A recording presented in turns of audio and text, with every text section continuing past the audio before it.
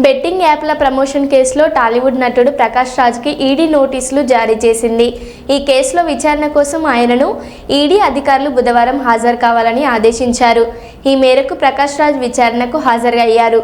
కాగా ఈడీ నోటీసులు అందుకున్న వారిలో విజయ్ దేవరకొండ, రానా దగ్గుపాటి, మంచు లక్ష్మి తదితరులు కూడా ఉన్నారు.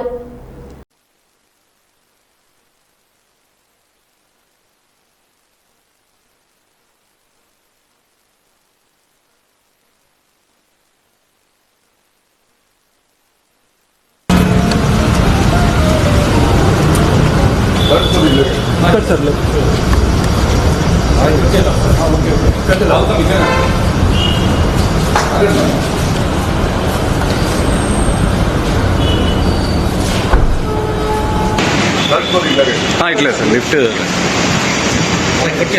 ఓకే ఓకే అన్నట్టు అవుతాం ఇక్కడనే అవుతాం ఓకే సార్ షూర్.